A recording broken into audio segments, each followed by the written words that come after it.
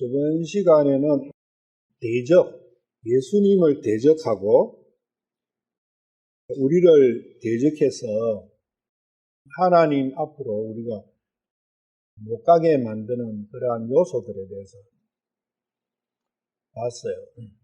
오늘은 시험하는 자, 시험에 대해서.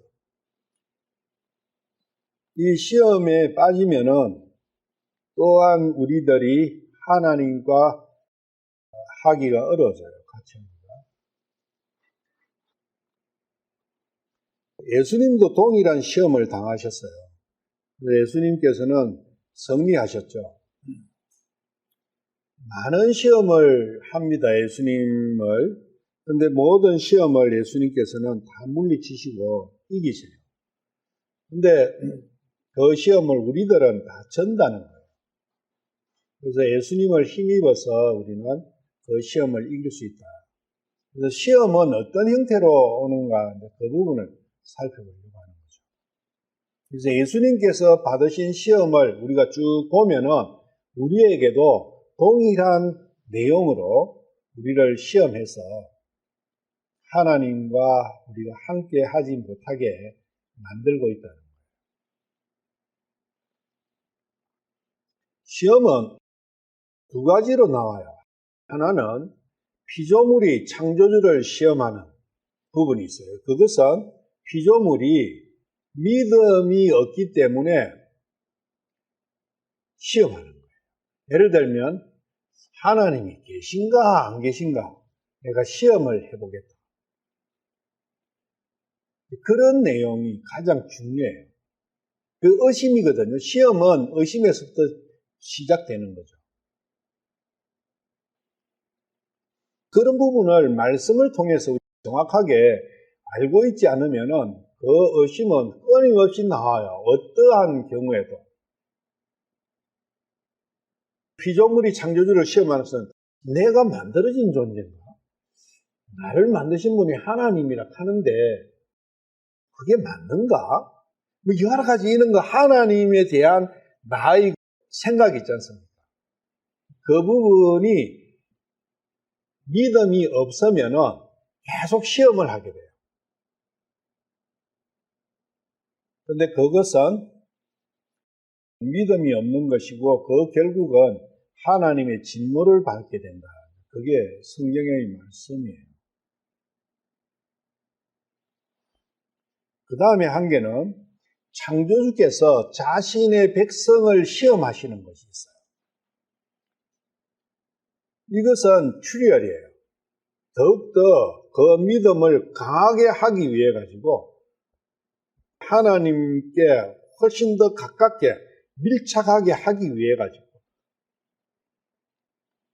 그리고 하나님의 사랑을 체험을 할 수 있게 하기 위해 가지고 시험하시는 게 있어요. 그 시험은 어떤 방법으로 나오느냐? 항상 육신의 고난으로 나와요.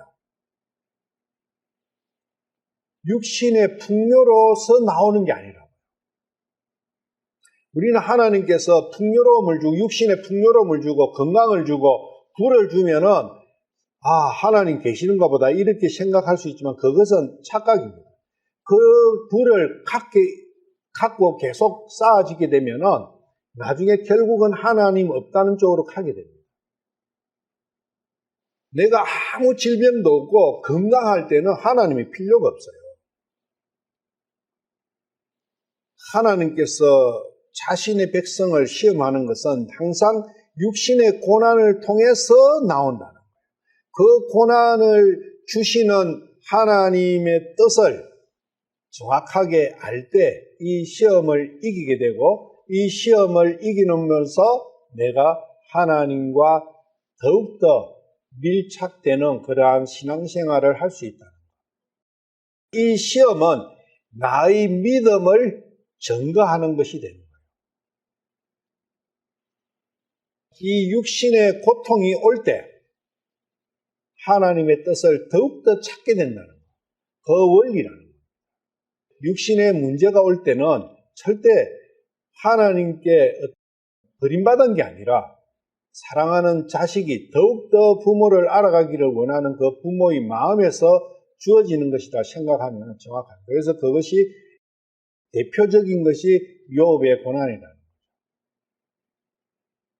욥만 육신의 고난을 이 세상이나 성경 속에서나 어디서나 볼 수 없어요. 모든 고난의, 육신의 고난의 최고의 정점이 욥이 당한 거라는 거죠. 그게 샘플이라는 거죠. 며칠간 욥기에 대해 가지고 최근에 많은 사람들이 이야기를 부쩍 많이 하더라고요. 욥기에 대해 가지고. 텔레비, CBS나 그런 부분에서도 그러고. 그래서 그런 걸 좀 이렇게 들어보면은, 욥기 이야기는 하는데 무슨 이야기 하는지를 몰라요. 그 사람들이 욥기에 대해서 욥기는 이렇게 이런 거라고 이야기는 하는데 뭘 이야기하는지 몰라요. 가장 최악이 뭐냐면은 친구들이나 엘리후가 너무나 맞는 말을 많이 했다. 엘리후는 자기들이 아무리 읽어봐도 엘리후 말 속에는 좀 안 맞는 게 여러 개 있거든요. 그런데 엘리후를 전부 다 그리스도의 예표라고 하니까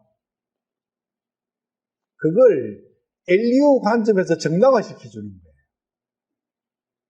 그러다 보니까 욥이 받는 고난을 정확하게 왜 왔는지, 무슨 의미로 주어졌는지에 대해 가지고 본질을 볼 수가 없어요. 그래서 욥의 고난의 본질만 정확하게 본다면은 창조주 하나님께서 자신의 백성을 어떻게 다루가시는지 조금은 이해하기가 쉬울 텐데, 그러면 성경에 하나님께서 말씀하시고자 하는 그 믿음의 본질이 뭔지 정확하게 알 수가 있는데, 그걸 모르니까 좀 더 기복신앙 쪽으로 흘러버리고 육신이 기준이 되는 쪽으로 흘러버리는 그런 문제가 있다. 출애굽기 17장 1절 2절 이스라엘 자손에 온 회중이 주의 명령에 따라 신 광야에서 떠나 자기들의 여정대로 이동하여 르비딤의 장막을 쳤으나 거기에 백성이 마실 물이 없으므로 백성이 모세와 다투며 이르되 우리에게 물을 주어 우리가 마시게 하라 하니 모세가 그들에게 이르되 너희가 어찌하여 나와 다투느냐?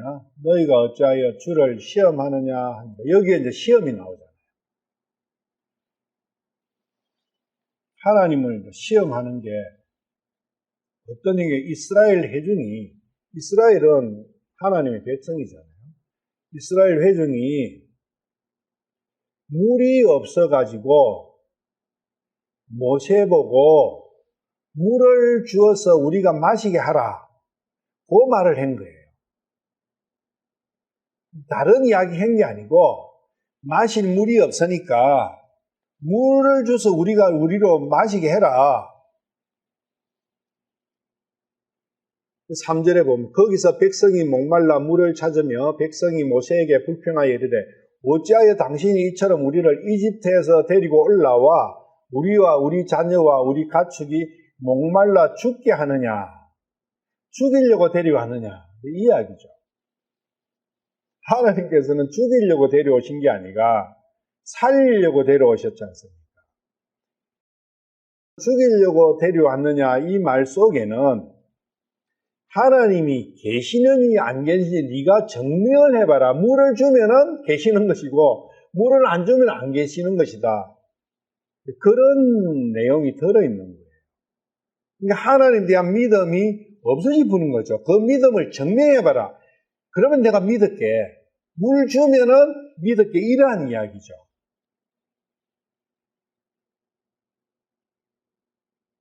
그 말이 싸우는 거라는 거예요. 전쟁이라는 거예요. 하나님을 대적하는 거예요. 여기 다툰다는 거 있지 않습니까? 이 다툰다는 게 전쟁이에요. 싸우는 거예요. 그럼 누구하고 싸웁니까? 모세하고 싸운다 했지만 실제로는 하나님과 싸운다고 이 상황을 그렇게 설명을 해놔요. 주님과 싸웠다고. 유대인들이 예수님과 싸운 것도 그러지 않습니까? 네가 하나님 아들이냐? 그러면 증명해 보이라. 이제 그것 갖고 계속 싸워요. 예수님과 유대인들이. 자기들이 볼 때는 아닌 거죠. 아닌데 지는 기닥하니까 싸우는 거예요. 예를 들면 우리가 살아가는 데 있어서 하나님을 믿어요.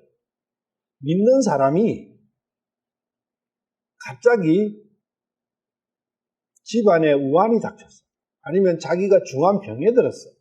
그러면은 무슨 말을 합니까? 대부분은 아니 하나님 내가 하나님 믿는데 왜 병을 주셨습니까?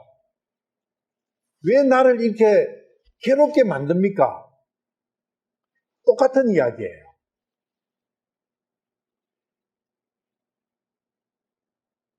그러니까 하나님께서 나에게 해주시는 모든 복은 육신에 가 있다는 거예요. 내 생각이. 하나님은 육신에 가 있는 게 아니고 혼에 가 있는데 육신을 가지고 하나님을 평가하면은 하나님을 시험하는 게 된다. 절대로 육신의 조건이나 육신의 어떤 상태를 가지고 하나님께 이야기하지 말라는 거예요. 그것이 뭐냐 하면은 하나님을 시험하는 것이고 하나님과 싸우는 거예요. 하나님과 싸우면은 그 자기 자신이 누가 됩니까? 하나님의 대적이 되는 거잖아요. 대적자가 돼버려요. 욥은 어떻게 했습니까? 주신 분도 주님이시고 가져가신 분도 주님이신데 내가 뭘 하랴? 주님께서는 나를 죽이시든 살리시든 항상 가장 이상적인 최상의 것을 나에게 주시는 분이다. 그렇다면 가져가신 이 이유는 분명히 있으실 것이다. 나는 모르지만 거기서 순복하는 거예요. 그것이 그러한 육신의 모든 문제를 하나님을 시험하지 않고 믿음으로 이기는 거예요. 의심과 믿음. 의심 속에서 시험이 나옵니다. 그런데 그 모든 시험은 육신의 것으로부터 나온다는 거예요. 그러니까 4절에 모세가 주께 부르짖어 이르되 내가 이 백성에게 어떻게 하리까? 그들이 곧 내게 돌을 던지려 하나이다 하네. 돌은 육신 속에서도, 육신은 흙이지 않습니까? 육신 속에서도 땅 속에 돌이 박혀 있지 않습니까? 돌멩이가. 단단하죠? 물도 안 들어가요. 돌멩이의 특징은 물이 스며들지 않습니다. 그게 뭐냐면 하나님의 말씀이 들어가지 않는 나의 마음, 그게 나의 고집이고 나의 주장이고 나의 사상이고 나의 생각이라는 거죠. 나의 지식이고 내가 가지고 있는 나의 기준에 비춰서 그 기준이 돌인 거예요. 그 돌로 하나님과 대적하는 거예요. 돌을 던지는 건 전쟁이죠. 그다음 6장에 예수님께서 말씀을 하셨죠. 보라, 내가 거기서 호렙에 있는 반석 위에서 네 앞에 서리니 너는 그 반석을 치라. 그 반석에서 물이 나오리니 백성이 마시리라 하시매 모세가 이스라엘의 장로들 눈앞에서 그대로 행하리라. 르비딤 호렙에 있는 이 반석을 쳤는데 이 반석이 둘로 나눠져 가지고 거기에서 사이에서 물이 나왔다는데 그런 게 있어요. 그게 최근엔 아라비아에서 그 장소가 시나이가 아니고 아라비아에 있다는 게 나오고 거기 사진도 나오고 많이 나와요. 지금 전 세계적으로 그 부분이 많이 이슈가 돼 있는데 지금은 이제 사우디 쪽에서 조금 풀어주니까 많은 사람들이 거기 가가지고 확인을 하고 해요. 그러니까 실제로 그 큰 돌기둥 같은 게 있는데 그게 반동까지 딱 나가지고 그 사이에서 물이 흘렀던 그런 개천이 흐르면은 그 흔적이 남잖아요. 그런 흔적들이 이제 강이 흘렀던 그런 게 있어서 사진으로 나오고 그래 하는데. 하여튼 뭐 그게 중요한 게 아니고 이 반석을 친다는 거예요. 치면은 어떻게 되는 거예요? 친다는 것이 뭐 좋은 거예요? 나쁜 거예요? 그렇죠. 치면은 충격이에요. 이 반석을 치니까 반석에서 물이 나왔어요. 예수님을 십자가에 매달고 찔렀죠. 거기 물과 피가 나왔죠. 그 물과 피가 나의 생명수인 거예요. 이게 예수님의 십자가에서 흘리실 그 보혈에 대한 말씀이라는 거예요. 얼마나 은혜롭습니까?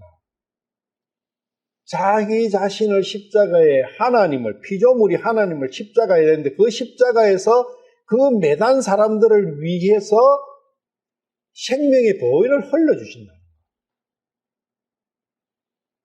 일반 세상에서는 상상도 할 수 없는 그런 은혜가 이러한 말씀 속에 스며들어 있다. 7절에 보시면 그가 그곳의 이름을 마사와 머리바라 하였으니 그 까닭은 이스라엘 자손이 주를 대적하고 또한 그들이 주를 시험하여 이러기를 주께서 우리 가운데 계신가 아니 계신가 하였기 때문이더라. 의심이잖아요. 계신가 아니 계신가. 하나님이 있으신가 아니신가. 존재하는가 안 존재하는가. 그것을 증명해 보이라고 하는 그것이 하나님을 시험하는 거예요. 그 시험은 꼭 뭐하고 연결되느냐? 대적하는 행동과 같이 연결되는 거예요. 그래서 마사와 머리바라는 뜻이 마사는 시험이고 머리바는 대적이고 아마 그럴 거예요. 이 두 단어가 그래, 그 단어라고. 그것의 본질적인 내용이 하나님께서 존재하시는지 안 존재하시는지. 반석을 치니까 거기서 물이 나왔어요. 그러면 하나님 계시는 거지 않습니까? 물을 줬잖아요. 그런데 또 뒤에 가면 또 시험해요. 그래서 10번이나 시험한다고요. 치다는 이 단어가 반석을 치라 할 때 이 치라는 단어가 H5221번인데 죽이다는 뜻이에요. 그것은 그리스도의 십자가를 얘기해요. 십자가에 매달아라고. 그 매달아라는 게 아니라 내가 매달리겠다는 거예요. 이 반석에서 나오는 그 생명수가 바로 창세기 2장 10절의 그 강이라는 거예요. 창세기 2장 10절에 보시면 강 하나가 에덴에서 나가 동산을 적시고 거기서부터 갈라져 4개의 근원이 되었다. 이 강이 바로 반석에서부터 나온 강이라는 거예요. 생명수예요. 그 생명수가 신약에 오면은 요한복음 4장 10절에서 이 물이라는 거죠. 요한복음 4장 10절. 예수님께서 그녀에게 대답하여 이르시되 네가 만일 하나님의 선물을 알고 또 네게 마실 물을 내게 달라 하는 이가 누구인 줄 알았더라면 그에게 구하였을 것이고 그가 네게 생명을 살리는 물을 주었으리라 하시니 생명을 살리는 물, 생수, 살아있는 물이라는 거예요. 살려주는 물이라는 거예요. 생명이 들어있는 물이기 때문에 생명을 주는 물인 거예요. 그런데 이 생명은 너무나 신비로운 거예요. 저도 생각을 해보는데 생명에 대해서. 오늘 아침에 탁 일어났는데 애들 이야기가 그래요. 집에 조그마한 어항을 놔놓고 거기에 물고기를 키우는데 조그마한, 진짜 조그마한 물고기들이에요. 근데 그것들이 열 몇 마리인가가 죽어버린 거예요. 아침에 일어나 보니까 죽어있는데 저녁에 잘 때까지는 안 죽었어요. 근데 죽었다 살았다는 그것이 뭡니까? 생명이 있다가 생명이 없어질 뿐인 거죠. 그러면 죽었다 살았다는 게 왜 무엇이냐? 이 생명이 나가버린 건데 이 생명이 뭐냐 그거죠. 생명이 있으면은 막 헤엄도 치고 이렇게 하는데 생명이 없어져 버리니까 둥둥 떠버린 거죠. 근데 이게 현상에 대해서 나타난 결과에 대해서는 생명이 있다 없다고 현상에 대해서는 우리는 다 알아요. 그런데 정작 생명 그 자체가 뭐냐 설명해봐라 하면은 아무도 설명 못하고 지금 6,000년간 어떤 철학자나 어떤 학문 대가라도 생명이 뭐냐 그 부분에 대해서 설명을 못해요. 그 설명하려고 엄청나게 많은 똑똑하다고 자칭하는 사람들이 설명을 내놨는데 다 헛것이에요. 그 생명에 대해서는 성경만이 답이 있는 거예요. 그 생명의 본질이 하나님이 있는 거예요. 하나님의 영이. 그게 생명. 생명의 원천이 성령님이라는 거예요. 나무나 식물이나 동물이나 생선이나 물고기나 사람이나 이 생명이 있다는 것을 우리는 뭐라고 하느냐면은 이 우주에 있는 모든 것을 딱 두 가지로 분류해라 하면은 생물과 무생물로 분류를 합니다. 생물은 살아있는 거다 이렇게 표현을 해요. 그럼 생물은 살아있는 것은 당연히 우리가 알죠. 뭐가 살았는지 뭐가 죽었는지. 나무가 죽었느냐 살았느냐. 물고기가 죽었느냐 살았느냐. 동물이 죽었느냐 살았느냐. 사람이 죽었느냐 살았느냐.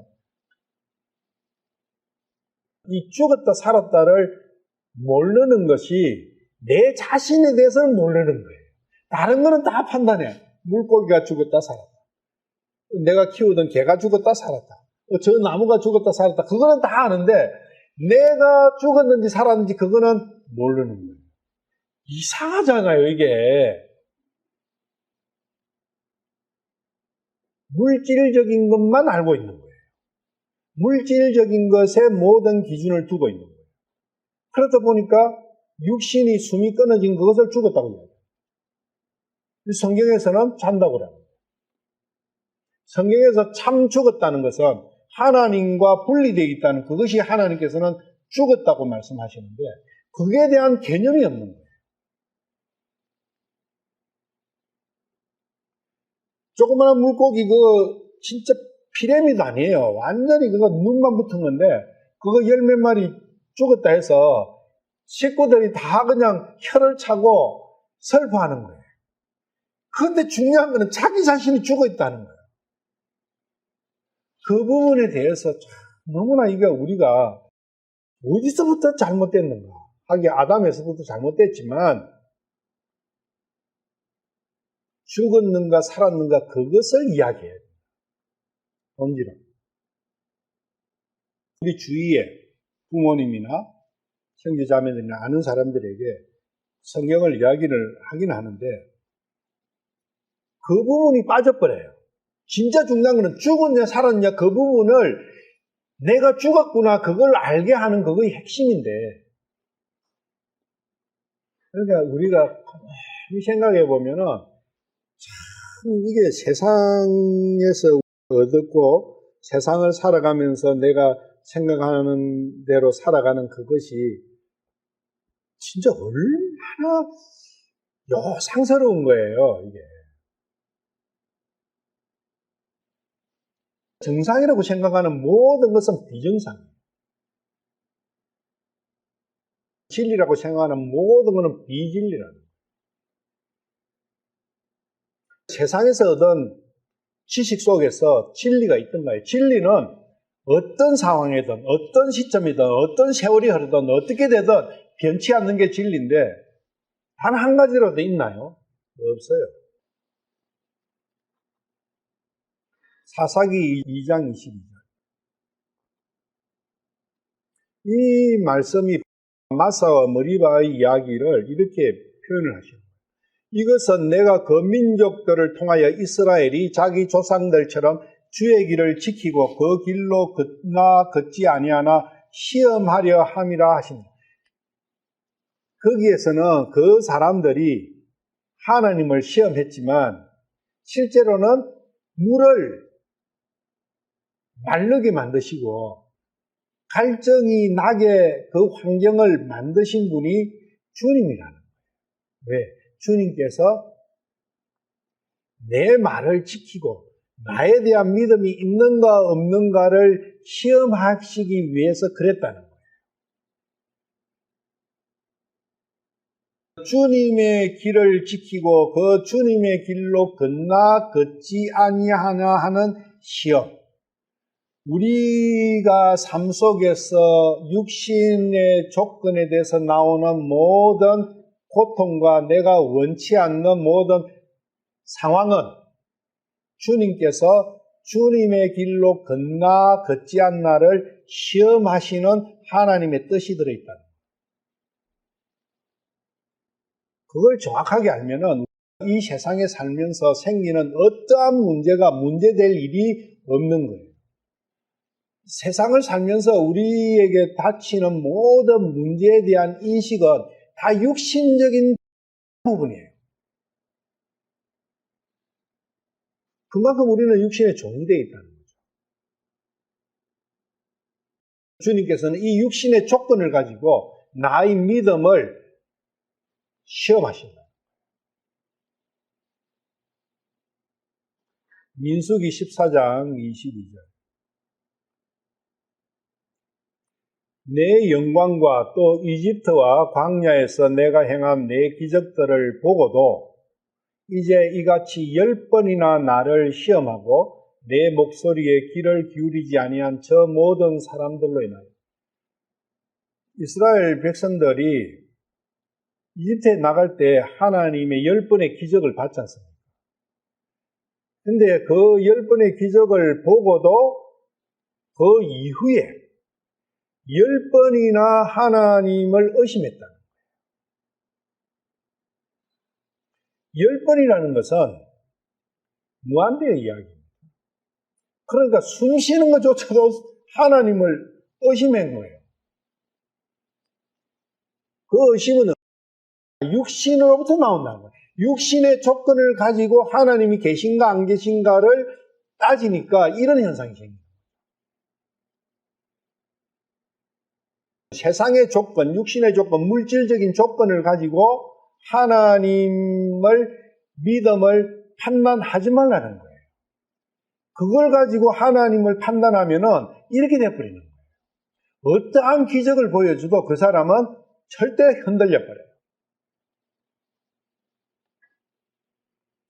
일반적으로 생각할 때 그 어마어마한 불기둥과 구름기둥과 홍해가 갈라지는 것과 이스라엘의 6월절 사건이나 그 이전에 여러 번 있었던 그러한 기적들이나 만나가 내리고 메추라기가 주어지고 하는 그러한 여러 가지 상황들을 보면서도 우리가 지금 생각하면 아니 그 사람들은 눈도 없냐 그 인간이냐 그게 그걸 뻔히 보면서도 그게 아니 지금 더해요 더해 똑같습니다. 육신을 가지고 하나님을 평가하게 되면은 계속 하나님을 시험하게 됩니다. 육신을 가지고 하나님을 논하지 말라는 거예요. 믿음을 논하지 말라는 거예요. 그럼 10번은 각각 어떤 내용이냐? 시험한 10번. 출애굽기 14장 9절. 출애굽하는 과정에서 나온 거죠. 그러나 이집트 사람들이 그들을 추격하여 파라오의 모든 말과 병거와 그의 기병과 그의 군대가 바알스본 앞 비하히롯 옆 바닷가에 진을 친 그들을 따라잡으니라. 파라오가 가까이 왔을 때에 이스라엘 자손이 눈을 드니 보라, 이집트 사람들이 자기들의 뒤를 따라 행진하더라. 이에 이스라엘 자손이 심히 두려워하여 주께 부르짖었으며 그들이 또 모세에게 이르되 이집트에 무덤이 없어서 당신이 우리를 데리고 나와 광야에서 죽게 하느냐? 어찌하여 당신이 우리를 이집트에서 끌고 나와 이같이 우리를 대하느냐? 우리가 이집트에서 당신에게 구한 말이 이것이 아니더냐? 이러기를 우리를 내버려 두라. 우리가 이집트 사람들을 섬기리라 하였노라. 우리가 이집트 사람들을 섬기는 것이 광야에서 죽는 것보다 나았으리라 하니라. 분명히 이 사람들이 하나님께서 너희들이 나갈래 하니까 나가겠습니다 해가지고 데리고 나오신 거예요. 그런데 지금 거짓말 하잖아요. 우리가 하나님을 모를 때는 몰라도 하나님을 알고 그 이후에 말씀을 가지고 산다 하면서도 육신의 조건을 가지고 하다 보면 이렇게 되어버린다는 거예요. 분명히 하나님을 처음 출발해서 하나님을 믿겠습니다. 내 하나님의 믿음 속에서 사는 삶을 살겠습니다. 결심을 했는 거 맞아요. 그렇지만 육신 관점으로 살다 보면은 육신의 기준으로 그 하나님의 역사하심을 판단하다 보면은 그 약속은 자기의 결심과 하나님께 고백한 신앙 고백은 어디 간지도 없어져 버리고 이런 현상이 되어버려요. 의심이 나오는 거예요. 파라오의 모든 말과 병거와 그의 기병과 그의 군대가 무엇이겠느냐? 파라오는 세상이지 않습니까? 애국은 세상이잖아요. 세상의 왕이잖아요. 파라오가. 그럼 세상이 나를 위협하는 게 뭡니까? 돈과 명예와 이런 것들이죠. 그 위협 앞에서 믿음은 온데간데 지금 날아가 버립니다. 육신을 보면. 다 육신하고 연결되지 않습니까? 돈도 그러고, 명예도 그러고, 여러 가지가 이 세상과 연결된 끈들은. 누구 예외할 거 없이요. 예외 없이. 육신을 보게 되면은 미끄러져요. 이렇게 된다. 믿음과 크리스찬이 허영시장에서 믿음이 죽죠. 그 허영시장이 바로의 군대예요. 허영시장에서 이 두 사람을 붙들고 놓지 않던 그것들이 바로의 군대라고. 여호수아 24장 6절. 내가 너희 조상들을 이집트에서 데리고 나왔노라.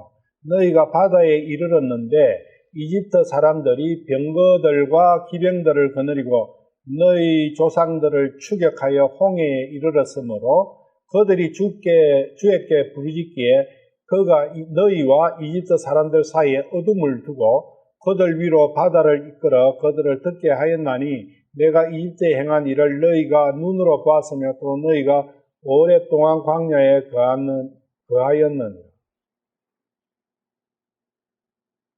이러한 여러 가지 일들에서 모든 상황에서 하나님께서는 백성들을 보호하고 계신다는 거죠. 이게 그때 끝난 게 아니라 이런 걸 보면서 우리가 믿음을 가지라는 거예요. 하나님께서. 이 육신을 끊고 세상을 끊고 육신과 세상을 이겨가는 그 믿음을 견지하기 위해서는 이러한 과정들이 필요하다는 것은 하나님께서 아시는 거예요. 그래서 이들은 그때만 해도 광야에서도 세상을 등지는 일을 두려워한 거예요. 죄의 종으로 회개하지 차라리 육신을 보니까 그래 되는 거예요. 그냥 옛날처럼 살지 내가 말로 믿는다고 이 고생을 사서 하는지 모르겠다. 그냥 딱 숨 끊기 전에 믿어지면 참 좋을 텐데. 그러면 하나님께서 애굽에서 왜 40년간 광야를 뺑방이 돌리시겠니? 바로 이 가나안으로 데리고 가시지. 하나님께서 고생시키려고 그렇게 하신 거 아니잖아요. 다 그 백성을 위해서, 백성에게는 그 광야가 필요했기 때문에 데리고 가신 거죠. 그 모든 것은 주님께서 작정하셨고 주님께서 해주신다고 약속하셨기 때문에 다 그냥 맡기라는 거예요. 육신의 조건. 우리는 육신이 고달프면은 신앙생활을, 하나님을 믿으면서 신앙생활을 하는데 후회하기가 많아요. 왜, 어떨 때 후회한다고요? 육신의 관점에서 나의 행복과 불행을 판단할 때는 매일 후회하게 돼요. 내가 보니까 하나님 없다고 사는 저 사람들이 얼마나 편안할까. 저 사람들은 아무 굴레도 없고 아무 속박하는 것도 없고 너무나 자유스럽겠는데 나는 그래도 성경을 좀 알아가지고 뭔 한계도 자꾸 성경 그 말씀이 나의 뒷다리를 붙들어가지고 나를 부자유스럽게 만들구나. 그거예요. 지금 이 광야에서 하나님을 시험하는 유대인들의 마음이 그렇다고요. 애굽인들이 엄청 부러운 거예요. 어느 정도 부럽냐? 애굽의 종살이를 하는 것이 더 좋겠다고 생각해요. 애굽의 왕이면 차라리 모르겠는데 왕이 아니라 애굽의 종살이라도 차라리 낫겠다. 많은 대부분의 사람들이 그렇게 생각하니까 목사들이나 성경을 가르치는 사람들이 거기에 영합해버리는 거예요. 모든 사람들이 원하는 대로 해줘야지. 그래야 자기가 큰 성을 쌓게 되고 자기의 그 바운다리를 넓히고 자기의 위엄과 권위를 높일 수 있잖아요. 그리고 자기도 해피하고 다른 사람도 해피하고 모두가 해피한데 안 할 이유가 뭐냐? 근데 육신적으로는 자기도 고난으로 빠져야 되고 모든 사람도 고난으로 빠져야 되는 거예요. 성경 말씀대로 살려면 그걸 외쳐야 되는 거예요. 바울 사도나 요한이나 베드로나 모두가 똑같이 외쳤잖아요. 예수님도 나를 따르려면 고난이 따른다. 왜? 내가 세상을 악하다고 증거하기 때문에 세상이 가만두지 않는다. 나를 이렇게 했듯이 너희들에게도 그들이 그렇게 할 것이다. 세상이 악하다는 것을 증거하지 않는다는 것은 예수님의 말씀에 배치되는 거예요. 그것이 대적하는 거예요. 출애굽기 15장 23절. 그들이 마라에 이르렀을 때에 마라의 물들이 써서 마시지 못하겠으므로 그곳의 이름을 마라라 하되 마라라는 뜻이 쓰다는 뜻이에요. 백성이 모세에게 불평하며 이르되 우리가 무엇을 마시리요 하며 불평하잖아요. 모세에게 불평하는 게 뭡니까? 다 하나님의 대적하는 거죠. 그가 주께 부르짖었더니 주께서 그에게 한 나무를 보여주심으로 그가 그것을 물들에 던짐에 물들이 달게 되었더라. 나무가 물에 던져지려면 나무가 끊어져야 되잖아요. 나무가 끊쳐야죠. 근데 여기에 보면은 때가 되기 전에 끊어지는 나무가 있어요. 예수님이죠. 그래서 마라의 물, 이게 두 번째 시험이죠. 마라의 썬물은 고통과 고난이에요. 썬물은 고통과 고난이에요. 써다는 거죠. 고통과 고난을 싫어하는 것은 인간이 가진 공통된 속성이에요. 그런데 그 고통과 고난을 다 어디에 기준으로 두느냐? 육신의 기준에 둔다는 게 문제예요.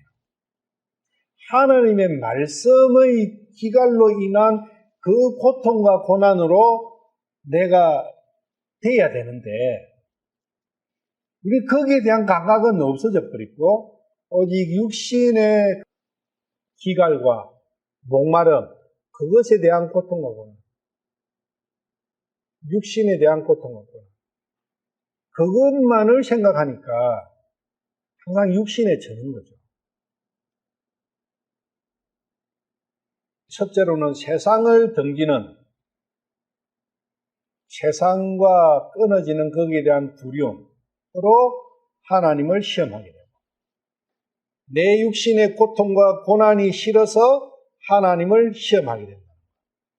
두 번째죠. 세 번째로는 출애굽기 16장 2절.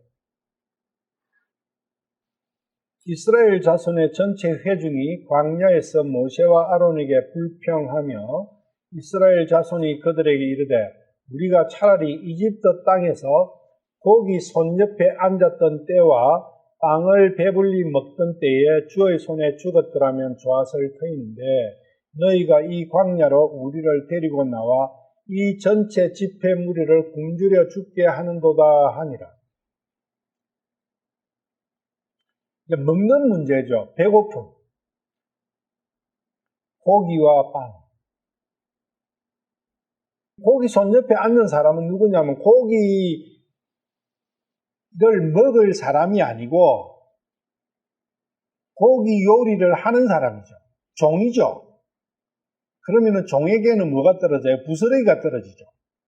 그 부스러기를 먹는 그게 차라리 나을 뻔했다는 거예요. 얼마나 우리가 보면은 거지 근성이에요. 거지 근성. 근데 육신을 바라보는 모든 사람은 이 상황에 빠진다는 겁니다. 거지 근성. 그 4절에 주님께서 이렇게 해주시죠. 그때에 주께서 모세에게 이르시되 보라 내가 너희를 위하여 하늘로부터 빵을 비같이 내리니 백성이 날마다 나가서 정한 양을 거둘지니라. 이로써 그들이 내 법 안에서 거리라 하는지 거리라 하지 아니하는지 내가 그들을 시험하리라. 빵을 비같이 내려줬는데도 이게 뭐야? 이렇게 돼버린 거죠. 빵도 보니까 부석부석한 빵이라고 표현을 해요, 이 사람들이. 그래도 모든 것이 육신의 기준으로. 빵은 누룩이 좀 들어가야 제맛이죠. 누룩 없는 빵 한번 먹어본 적이 있으신지 모르겠는데 맛없어요. 빵은 누룩이 들어가야 안에 공기 기포가 생겨가지고 부드러워지고 맛이 상승하거든요. 근데 안에 기포가 없는 빵, 밀가루빵 먹어보면 참 맛없어요. 육신적인 관점에서 바라보면은 세상 것이 훨씬 좋게 보이는 거죠. 얼마나 좋으면은 그 가마솥에 고기 굽는 종이라도 되면은 그 부스러기라도 먹을 수 있으면은 지금보다는 100배가 더 좋겠다는 먹는 문제. 16장 20절로 쭉 내려가 봐요. 그럼에도 불구하고 그들이 모세의 말에 귀를 기울이지 아니하고 그들 중에 몇 사람이 그것을 아침까지 남겨두었더니 거기서 벌레가 생기고 냄새가 나므로 모세가 그들에게 노하니라. 하나님께서 계속 주시겠다고 하는데 그거 못 믿고 또 저장하는 거예요. 저장하는 것이 특기가 육신 때문에 저장하지 왜 우리가 저축합니까? 육신이 나중에 능력 없어가지고 돈 못 벌면은 빵 못 먹고 고기 못 사 먹으니까 굶어 죽으니까. 그리고 혹 육신이 아프면은 병원에 가야 되는데 그러니까 보험 들고 저축하고 10억이 있으면은 될 것 같죠. 10억 하면은 또 더 10억이 있으면은 먹고 사는 거는 되겠는데 그래도 혹 뭔가 병이 크게 들면은 그래가 20억이 됐어. 그러면은 이제 자기 자신의 거는 문제가 없는데 자식들이 또 가다가 이러되면 돈이 없어지면은 또 어떻게 하지? 그러니까 100억을 했어. 100억을 하니까 또 이게 이런 형태로 가다 보면 한도 끝도 없어요. 만족은, 육신은 절대 만족이 없다는 거예요. 그래서 성경 말씀에서도 다고다고 하는 딸 둘이 있다 했죠. 육신이에요. 끝없이 다고다고 하게 되어 있습니다. 이 육신은.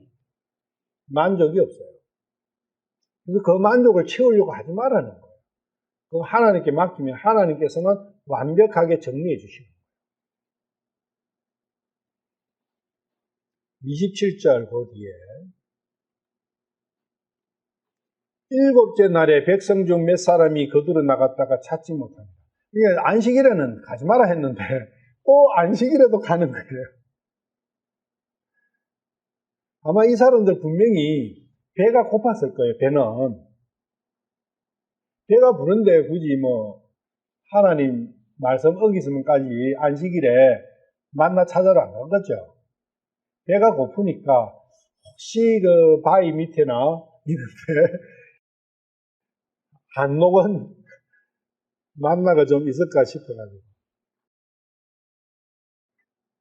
모든 육신의 관점으로 하나님의 말씀을 이해하게 되면은 이런 현상이 생깁니다.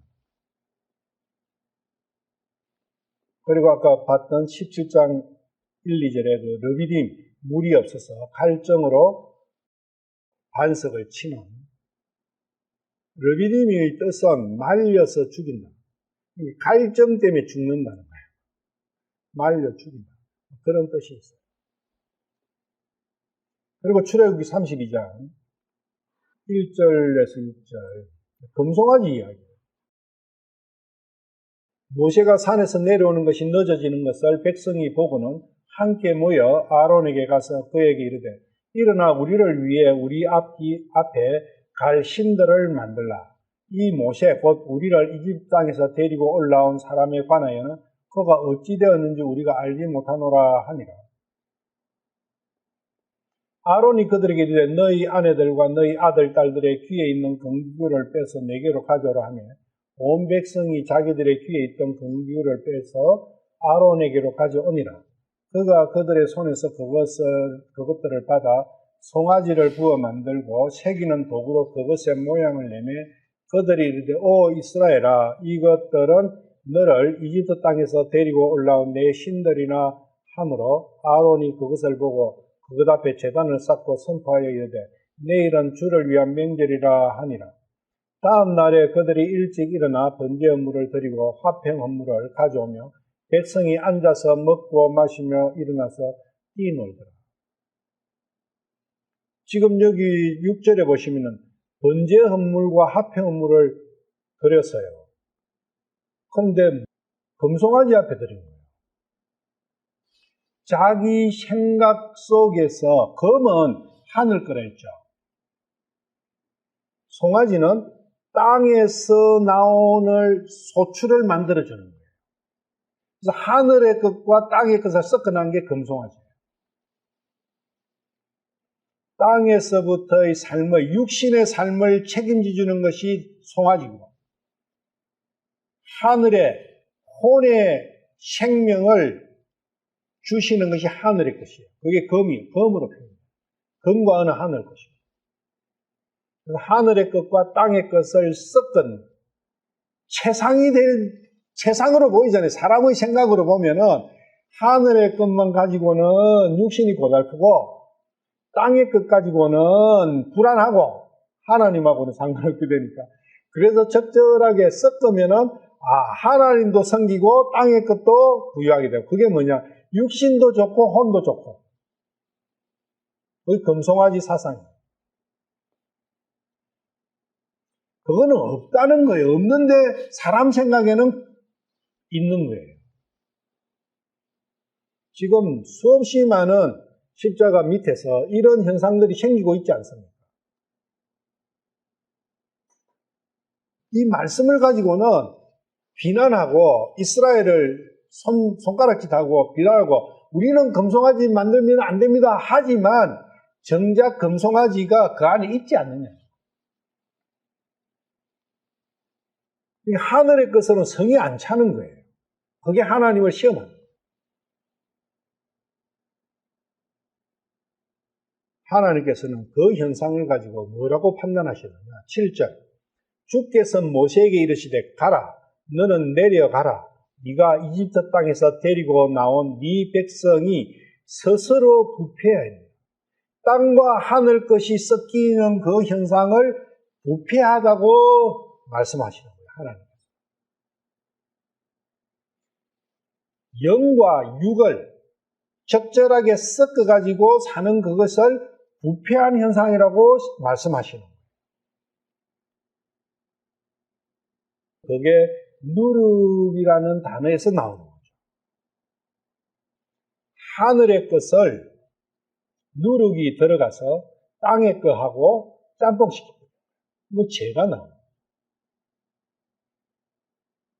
세상 것과 육신의 것은 하늘의 것을 부패시키는 거예요. 부패한 것은 먹으면은 병이 나요. 술에서 식초를 만드는 과정에서 자칫 잘못하면은 부패로 가버려요. 식초로 안 가고. 그래서 그것은 어떻게 하라 했어요? 그 식초 박사가. 미련 없이 버리버려 하잖아요. 저번 주에 우리 배웠지 않습니까? 식초 배울 때. 미련 없이 버려. 근데 부패했는지 안 했는지, 이게 부패인지 안 부패인지도 모르는 그게 문제인 거예요, 또. 뭐가 부패인지를 모르는 거예요.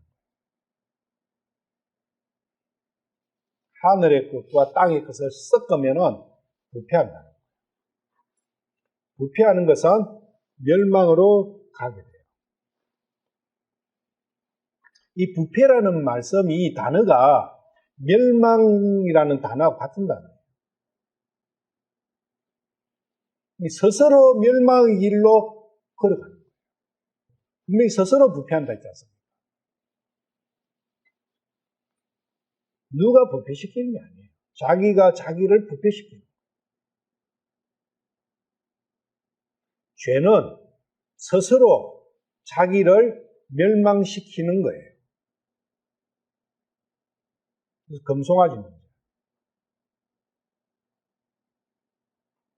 그냥 우리는 금송아지 하면은, 우상숭배 그걸 누가 금송아지 만들었나라고 그런 바보가 어디서 하죠. 성경 가지고 아는 사람은 하늘의 것과 땅의 것을 섞어 하늘의 부와 땅의 부를 섞습니다. 송아지, 이게 소는 부를 상징하지 않습니까? 땅의 부. 이게 하늘에 좋은 것과 땅에 좋은 것을 섞어놓는 거예요. 우리 사람들 생각에는 그렇지 않습니까? 돈도 많고 하나님 잘 섬기면 얼마나 좋을까? 지위도 높으면서 떵떵거리면서 하나님을 섬기면 얼마나 좋을까? 첼로 역정에 보면은 무지하고 대화할 때 나오잖아요. 어떤 목사가 있는데 그 목사가 내가 하나님을 열심히 섬기고 돈이 많이 오면은, 내가 월급을 많이 받으면은 하나님을 섬기는데 더 열심히 되지 않겠냐? 그러면은 돈 많은 것이 뭐가 문제냐? 내가 돈을 좋아하는 데서 그게 뭐가 문제냐? 돈을 좋아해가지고 돈이 많이 오면은 그 돈을 더 받기 위해서 더 하나님을 더 열심히 증거하는데 금송아지죠. 첼로역정에서 정확하게 아는 거죠. 민수기 11장 1절 백성이 불평하니 주께서 그것을 기뻐하지 아니하시니라. 주께서 그것을 들으시고 분노하사 그들 가운데 주의 불이 붙게 하시고 진영의 맨 끝부분에 있는 자들을 소멸시키시며 백성이 모세에게 부르짖으므로 모세가 주께 기도하니 불이 꺼졌더라. 그가 그곳의 이름을 다베라라 하였으니 이는 그들 가운데 주의 불이 붙었기 때문이다. 그래서 이것은 불평과 불만이에요. 그리고 다베라는 버닝, 태우는 거예요. 불평과 불만이 나오는 것은 어떨 때 우리가 불평과 불만이 나옵니까? 내 생각하고 하나님의 말씀이 틀렸을 때 어떤 사람은 내 의지를, 내 생각을 죽여버리고 하나님의 말씀을 따르는 사람이 있는데 그 순종이죠. 근데 순종이 안 되는 거예요. 그러면은 마음에서 하나님 요래해 주시면은 얼마나 좋을까. 자기 기준을, 자기의 생각을 내시는 거죠. 그게 불만이에요. 불평이고. 이래 하면 훨씬 더 좋을 텐데.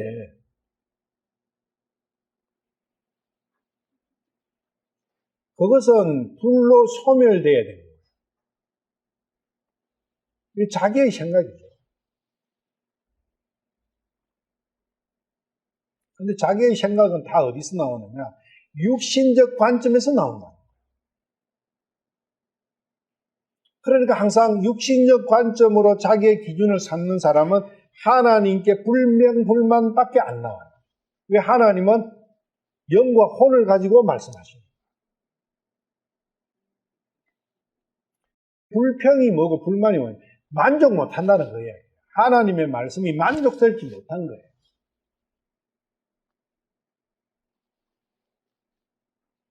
그 다음에 11장 4절, 그 뒤에 민수기 11장 4절. 그들 가운데 섞여 사는 무리가 탐욕에 빠짐에 이스라엘 자손도 다시 울며 이르되 누가 우리에게 고기를 주어 먹게 할까? 고기 문제가 또 나오죠. 끝도 없어요. 이 10번은 끝없는 불평불만과 하나님에 대한 그 도전과 그런 거거든요.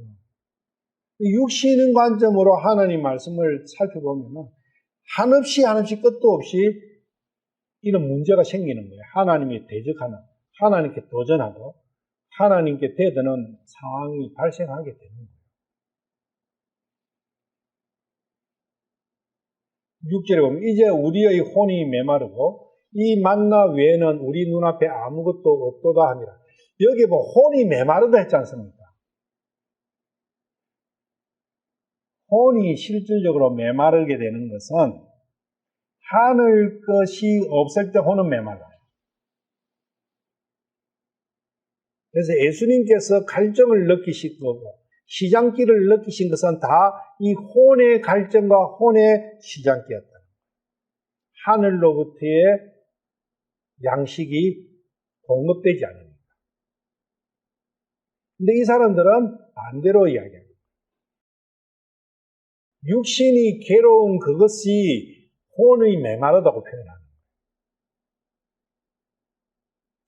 내가 육신이 만족스럽고 육신이 배부르고 육신이 즐겁게 하는 음식과 여러 가지 오락이나 이런 걸 주어지면은 혼이 부유하다는 판단을 하는 거예요. 그것은 혼을 더욱더 메마르게 만드는 겁니다. 그래서 하나님의 하늘에서 주신 이 빵을, 만나를, 이 예수님이지 않습니까? 예수님을 멸시하는 거죠. 무시하고. 왜? 예수님은 육신하고는 아무 문제가 없어요. 육신의 행복하고는 행복을 주시는 게 아니니까. 육신 관점으로 보면은 예수님을 믿고 가고 예수님을 따라가는 그 삶이 혼이 메마르고 왜 이래 맛없는 것만 잔뜩 주는가? 왜 이래 재미없어? 육신의 관점으로는 예수님을 믿을 수가 없어요. 육신의 관점에 매여 있는 사람은 절대적으로 믿음의 생활을 할 수가 없게 됩니다. 그래서 그 육신을 계속 끊을 수 있도록 하나님의 말씀을 공급해야 되는 거예요. 그런데 교회 다니다 보면은 설교를 듣다 보면 육신을 점점 더 끌어안게 되는 그런 이상한 상황이 벌어질 수도 있어요. 그것이 소경이 소경을 인도한 거예요.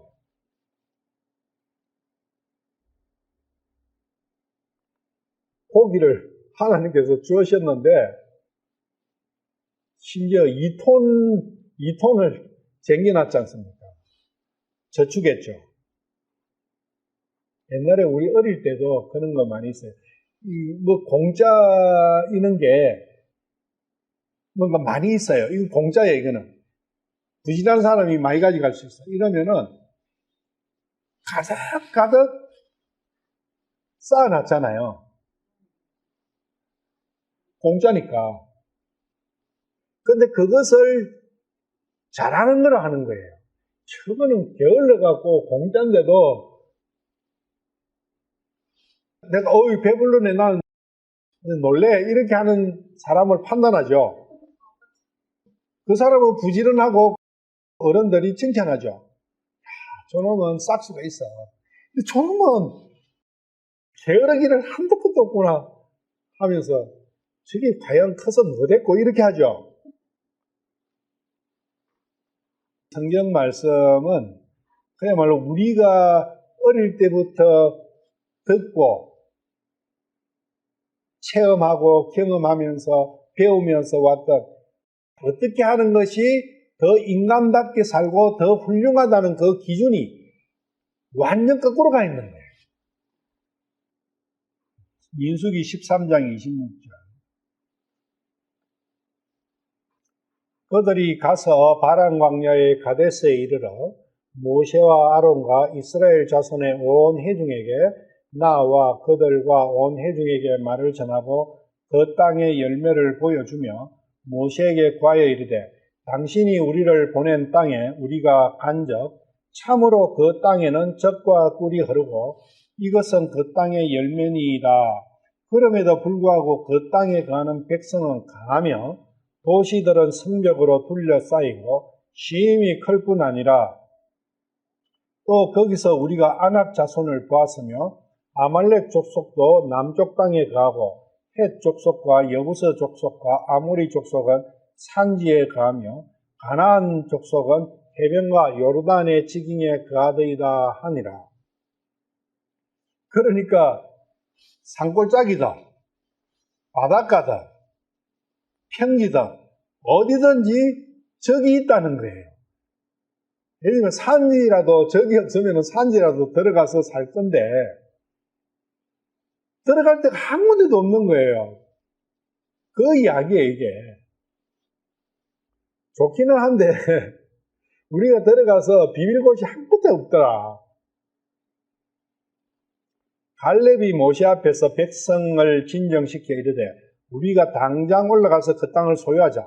우리가 능히 그것을 이기리라 하였으나 그와 함께 올라간 사람들은 이르되 우리가 능히 올라가서 그 백성을 치지 못하느니 그들은 우리보다 강하니라 하고. 믿음 없는 거죠. 믿음 없는 것은 세상, 육신적이고 세상에 대한 두려움이에요. 특히 가나안의 7 족속이라는 것은 육신 속에 있는 육신의 욕망이에요. 육신이 원하는 것들이에요. 그 육신 속에 이 7 족속들이 내 속에 이 육신이 어떻게 되는 것이 두려운 거예요.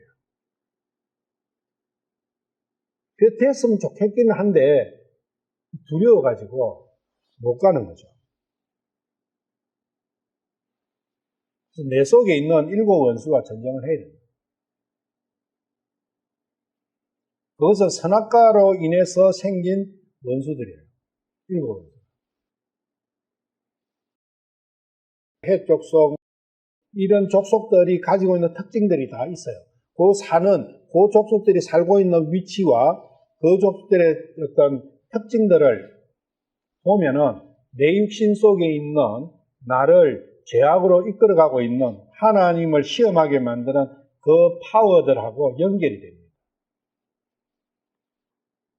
그래서 이렇게 열 번을 이런 형태로 종류가 각각 다르죠.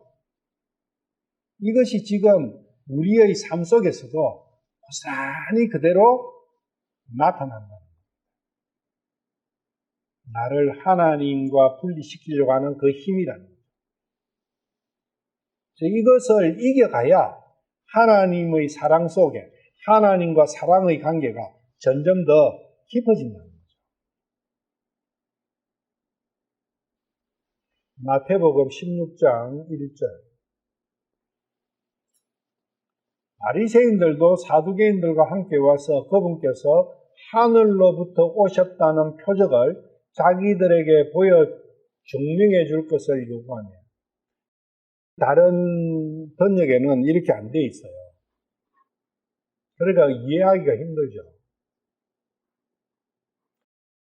다른 번역, 예를 들면 헌정역 같은 경우 바리새인들도 사두개인들과 함께 와서 시험하며 그분께서 하늘로부터 오는 표적을 자기들에게 보여줄 것을 그분께 요구하며, 이걸 보면은 어떤 뉘앙스를 갖게 되냐면은 하늘로부터 어떤 표적을 한번 가져와 봐라. 그것도 맞는 말이면 본질은 네가 하늘로부터 왔다는 것을 증명해라, 그 이야기. 예수님께서 계속 하나님의 아들이라 하니까, 그리스도라 하니까, 그리스도는 하늘로부터 오셔야 되잖아요. 그러니까 네가 하늘로 왔다는 것을 증명해봐라. 그러면은 우리가 너를 믿을게. 그게 시험하는 거잖아요. 하나님을 시험하는 거죠. 그게 바리새인과 사두개인들이 시험하는 거예요. 그러니까 예수님께서 그분께서 그들에게 응답하여 이르시되 저녁이 되면 너희가 말하기를 하늘이 붉으니 날씨가 좋으리라 하고 또 아침에는 하늘이 붉고 흐리니 오늘은 날씨가 구절이라 하는 거예요. 그러니까 같이 하늘이 붉은데 저녁에 붉으면은 날이 좋을 거고 아침에 붉으면은 날이 안 좋다. 이런 것도 이제 살펴보긴 해야 되는데 오늘은 뭐 그런 내용이 아니니까 하여튼 그렇다는 것이고 하는데도 그러니까 분별을 할 수 있다 한다는 거예요. 이런 거는 같은 현상인데 낮과 밤에 따라서 달라진다는 걸 알아요. 너희 위선자들아 너희가 능히 하늘의 모습은 분별하거니와 그리스도께서 하늘로부터 오셨을 때의 표적들은 분별하지 못하느냐. 그리스도께서 하늘로부터 하나님의 아들이 이 땅에 오시는 그것의 표적들은 어떻게 분별 못하느냐. 구약에서 계속 말씀을 해놓으셨지 않습니까? 메시아가 이럴 때 오실 거라고. 그 말씀이죠. 이 자들은 성경을 구약도 안 믿는 거예요. 사두개인들은 모세 오경을만을 신봉해요. 바리새인은 모세 오경이나 역사서나 시편이나 모든 구약을 다 믿어요. 그러면 구약을 다 아는 사람들이지 않습니까? 그런데 구약을 모르는 거예요. 구약은 그리스도께서 이 땅에 오실 것, 그리스도께서 뭔 일을 어떻게 하실 것이라는 그거에 대한 설명인데 구약을 모르는 거예요. 왜? 육신적인 관점으로만 보니까 구약을. 그래서 4절에 악하고 음란한 세대가 표적을 구하나 대언자 요나의 표적 외에는 아무 표적도 그 세대에게 주지 아니하리라 하시고 그들을 남겨둔 채 떠나가십니다. 악하고 음란한 세대. 악하고 음란한 세대는 육신을 가지고 하나님의 일을 판단합니다. 육신을 가지고 말씀을 판단하는 것을 그 사람들을 하나님께서는 이렇게 판단합니다. 악하고 음란한 세대라고 표현하십니다. 바리새인들과 사두개인들은 구약 성경을 육신적 관점에서 보기 때문에, 행위적인 관점으로 보기 때문에 계속 예수님을 시험합니다. 말로 못 이기니까 결국은 죽여버리죠. 그런 자들에게는 예수님께서 표적을 안 보이신다는 거예요. 왜? 표적은, 하늘로부터의 표적은 영적인 문제인데, 이 사람들은 육적인 관점으로 가지고 있기 때문에 보여줘봤자 소용이 없는 거예요. 마태복음 16장까지 오기 전까지 예수님께서 많은 병자들, 죽은 자들을 살려주시고 마귀를 쫓아내 주시지 않습니까? 근데 전혀 그것을 영적으로 보는 눈이 감겨 있으니까 또 표적 보여달라고. 지금도 표적으로 믿음을 증명하려고 하는 사람, 육신적인 표적을 가지고 믿음을 증명하는 사람들은 악하고 엄나는 세대예요. 요한복음 5장 36절. 그러나 내게는 요한의 증언보다 더 큰 증언이 있나니 아버지께서 내게 주사 끝마치게 하시는 일들, 즉 내가 행하는 바로 그 일들이 나에 대하여 증언하되 곧 아버지께서 나를 보내신 것을 증언하느니라. 하늘로부터 오셨다는, 예수님께서 하늘로부터 오신 그리스도라는 것을 뭘로 증언하느냐? 예수님께서 하신 그 일이, 예수님은 하늘로부터 오신 하나님이라는 걸 증언한다는 거예요. 요한도 예수님은 하늘로부터 오셨다, 하나님의 아들로 오셨다는 것을 증언했지만 그 증언보다 더 큰 것이 바로 예수님께서 오셔서 하신 일들이라는 거예요.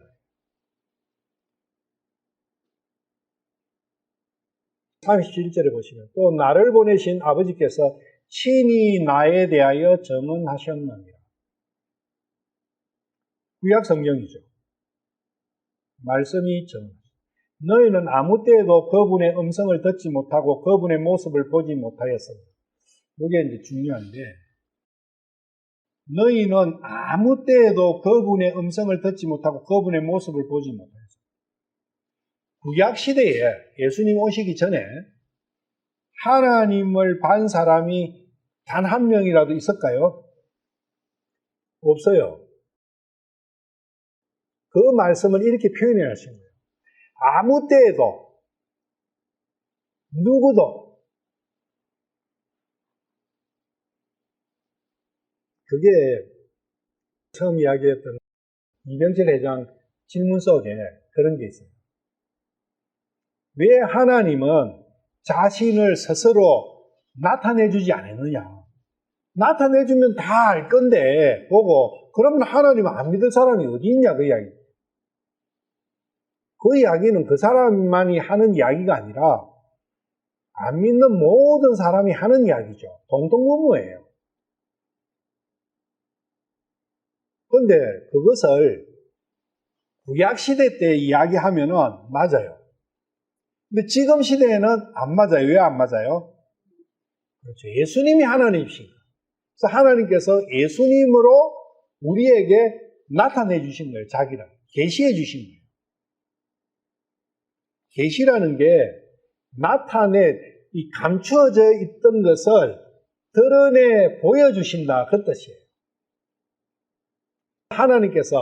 하나님은 누구도 볼 수 없었는데 예수님께서 직접 보여주신 거예요. 예수님을 보고 하나님을 보는 거예요. 지금은 예수님께서 성령님으로 계시는 거예요. 39절에 영원한 생명 때문에 성경을 너희들이 보는데 그 성경이 나에 대해서 증거하시는 거라고 예수님께서 말씀하셨잖아요. 사복음서를 통해서 예수님께서 하신 일들 있잖아요. 그 일들을 한번 쭉 볼 필요가 있어요. 무슨 일을 어떻게 하셨는지, 그래서 그 일들이 가지고 있는 의미가 무엇인지. 왜냐하면 그 일들이 예수님이 하나님이시고 하나님이 살아계시고 하나님은 우리에게 나타나신 바 되었다는 그것을 증명하는 겁니다.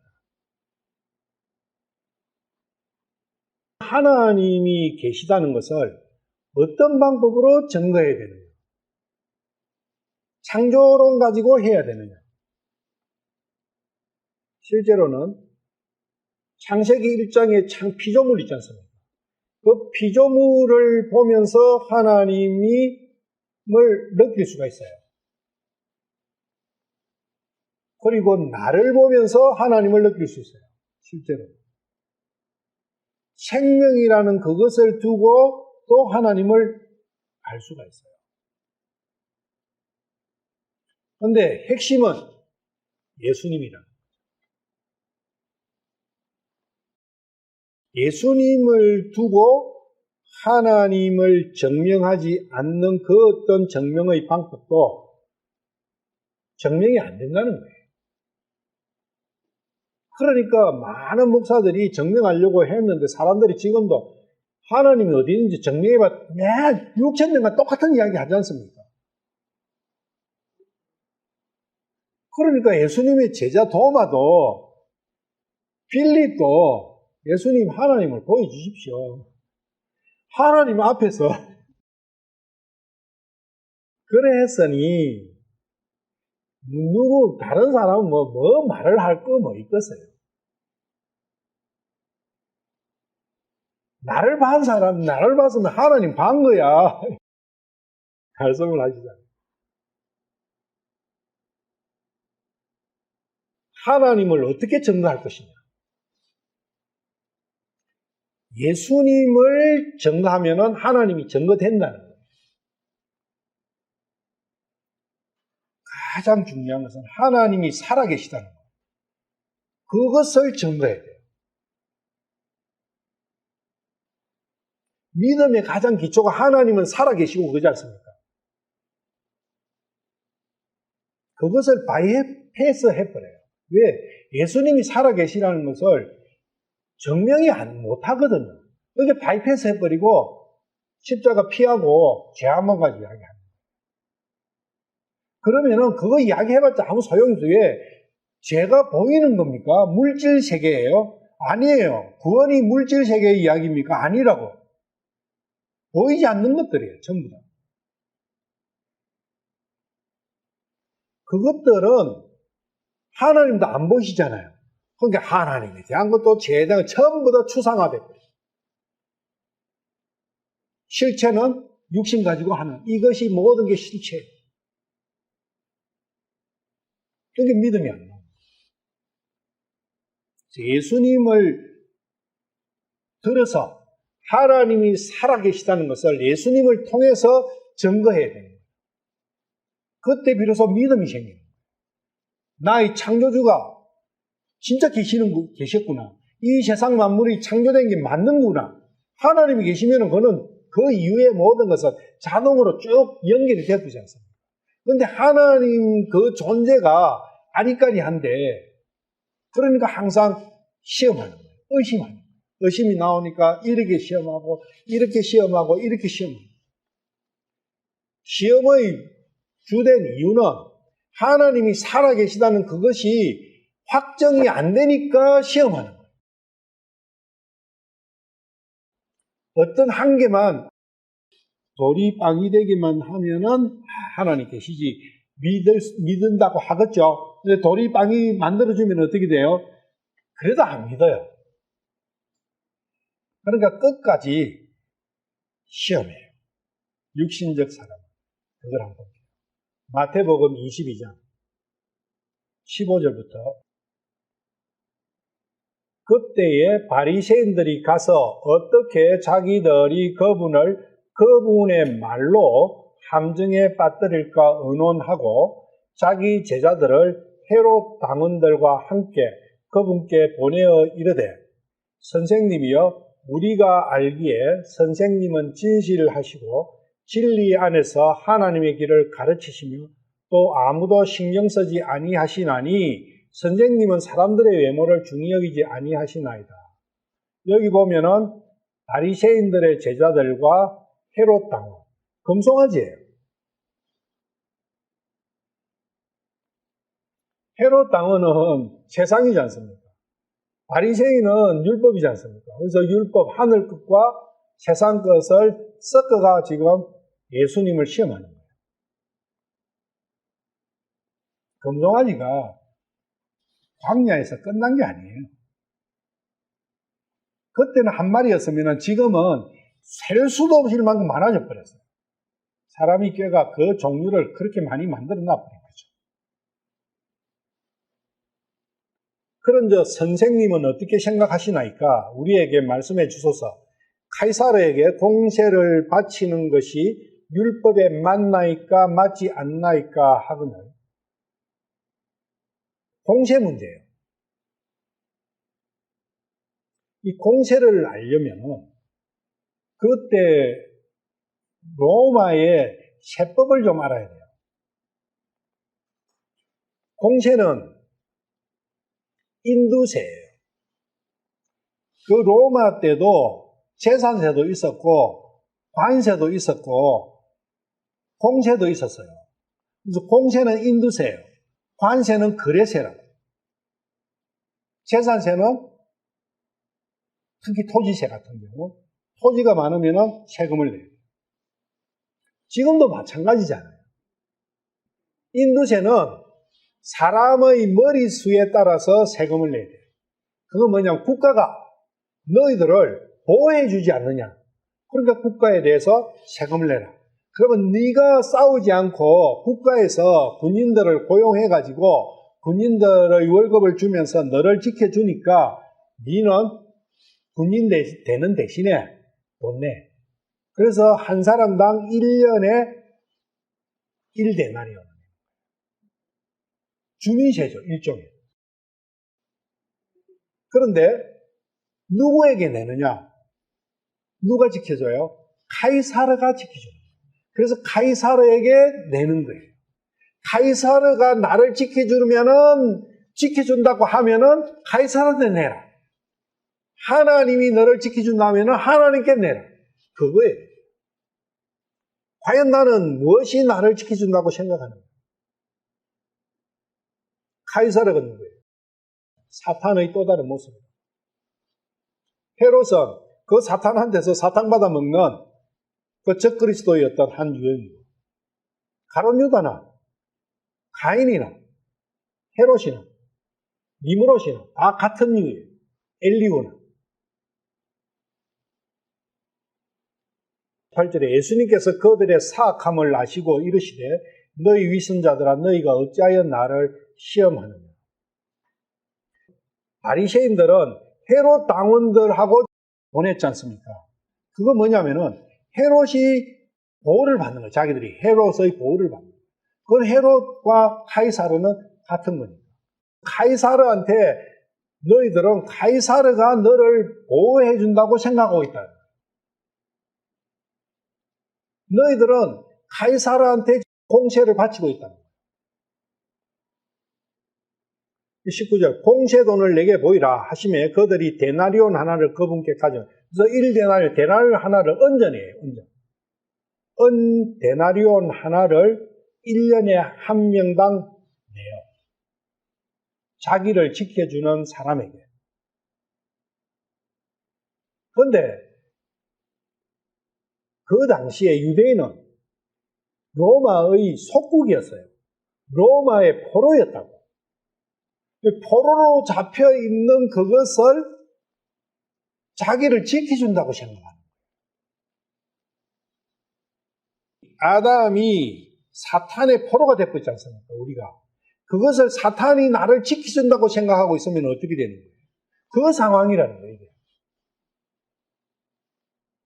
하나님을 입에 달고 있지만 실상은 세상이 사탄이 나를 지켜주고 있다고 생각하고 있는 그 사상. 그것을 통렬하게 이렇게 질책하시는 거예요. 사복음서에서 예수님 말씀 한마디 한마디는 간단한 게 아니에요. 우리가 그냥 읽고 우리 마음속에서 그냥 이해하고 넘어가는 그런 게 아니에요. 저도 그랬지만 깊이 살펴보면 볼수록 너무나 오묘하고 이 깊이가 한도 끝도 없어요. 그래서 우리의 모든 인생살이의 모든 문제점이나 모든 것은 예수님의 이 말씀 속에 다 녹아 들어가 있어요. 이 20절에 그분께서 그들에게 이르시되 이 형상과 그 위에 쓰인 글이 누구의 것이냐 하시니 그들이 그분께 이르되 카이사라의 것이니이다 하매 그때 그분께서 그들에게 이르시되 그런즉 카이사라의 것들은 카이사라에게 되돌려주고 하나님의 것은 하나님께 되돌려드리라. 되돌려준다는 뜻이에요. 이게 주는 게 아니라 그냥 기부하는 게 아니고 되돌려준다. 카이사르 거는 되돌려줘버리라 그게. 그래서 여기서 카이사르 것과 하나님의 것이 구분이 돼야 돼요.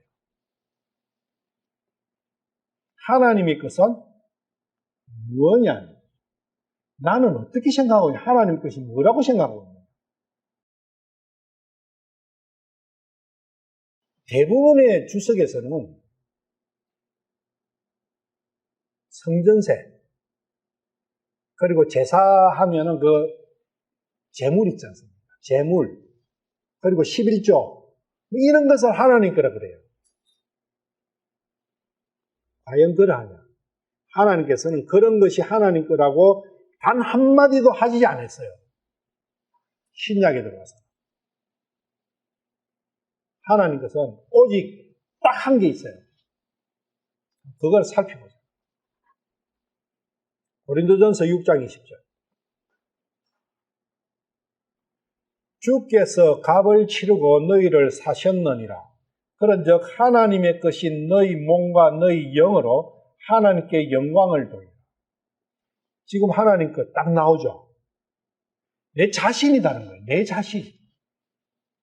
내 자신을 드리는 것이지 내가 가지고 있는 재산 드리는 게 아니라는 거예요.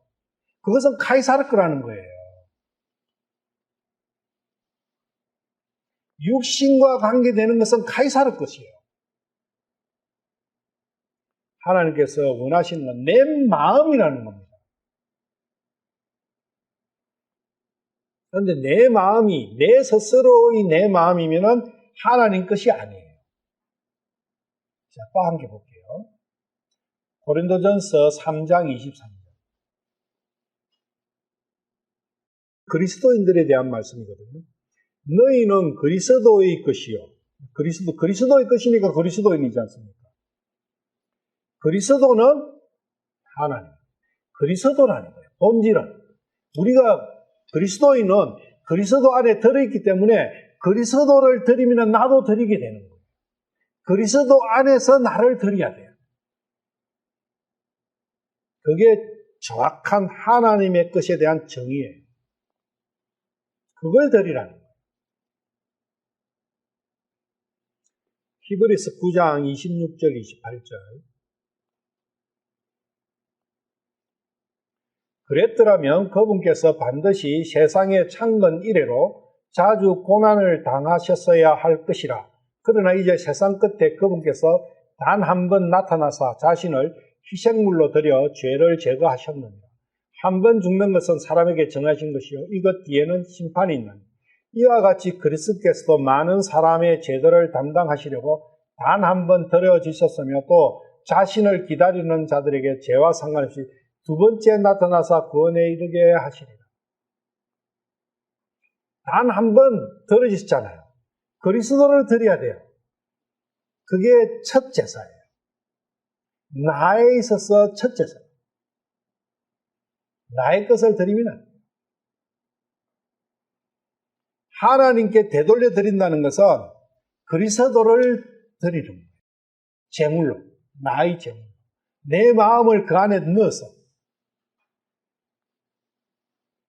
요한복음 17장 9절 예수님의 기도죠. 내가 그들을 위해 기도하나이다. 내가 세상을 위해 기도하지 아니하고 아버지께서 내게 주신 자들을 위해 기도하오니 그들은 아버지의 것이니이다. 이 하나님 아버지의 것 나오죠. 내 것은 다 아버지의 것이요 아버지의 것은 내 것이온데 내가 그들 가운데서 영화롭게 되었나이다. 아버지의 것. 같은 말씀이죠. 아까 고린도서 3장 23절 말씀하고 같은 말씀이에요. 내 것은 다 아버지의 것이요. 마태복음 다시 들어와서 마태복음 22장 22절. 그들이 이 말씀들을 듣고 놀라며 그분을 떠나 자기들의 길로 가니라.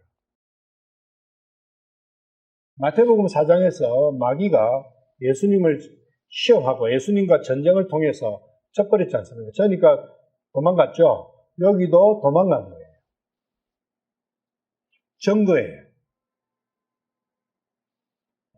하나님의 것을 하나님께 되돌려 드려야 된다. 그게 요한복음 4장의 23절에 나오는 거예요. 영과 진리로 하나님께 경배해요. 경배는 섬기는 거예요. 요한복음 4장 23절. 경배가 뭐냐? 섬깁니다. 예수님께서 어떻게 우리 보고 하나님을 어떻게 섬기라고 하셨는지 한번 보자. 그러나 참되게 경배하는 자들이 영과 진리로 아버지께 경배할 때가 오나니 곧 지금이요. 영과 진리로 섬기라는 거예요. 이는 아버지께서 자기에게 그렇게 경배하시는 자들을 찾으시기 때문입니다. 영과 진리로 경배하는 자들을 찾으십니다. 하나님은 영이시니 그분께 경배하는 자들이 반드시 영과 진리로 그분께 경배할지니라 하십니다. 굉장한 명령이죠. 반드시 이렇게 하라는 거예요. 내 육신적인 조건을 가지고 섬기면 안 된다는 거예요. 세상적 관계 가지고 세상적인 것 갖고 섬기면 안 된다는 거예요. 그것은 카이사르를 섬기게 돼버려요. 내 자신 자체를 달라는 거예요. 이 인두세라는 게 공세라는 인두세라는 것이 사람이 육신 기준으로 잡잖아요. 육신으로 너는 한 명, 두 명이니까 두 대 나왔네 이렇게 되죠. 죽은 사람한테는 인두세 안 받죠. 육신이 없어진 사람한테는 안 받지 않습니까? 카이사르는 모든 것이 눈에 보이는 물질적인 기준이라는 거예요. 육신 기준이에요. 여기 바치라 이러니까 그냥 우리는 내가 가진 거 그냥 바치는 거 뭐 당연히 생각하죠. 그게 아니라는 거예요. 되돌려주다는 거예요. 되돌려준다는 뜻은 원래 그분 거였는데 그분이 잃어버렸다는 거예요. 잃어버린 그걸 그분께 다시 드리라는 거예요. 내 소유가 아니에요. 그러면은 내가 가지고 있는 거는 딱 두 개밖에 없는 거예요. 내 안에 카이사르 것이 있어요. 원래. 내 안에 하나님 것이 있어요. 원래. 내 것은 없는 거예요. 그런데 우리는 전부 다 내 것이라고 착각하고 있어요. 다음 시간에 부활할게요. 오늘은 마칠게요.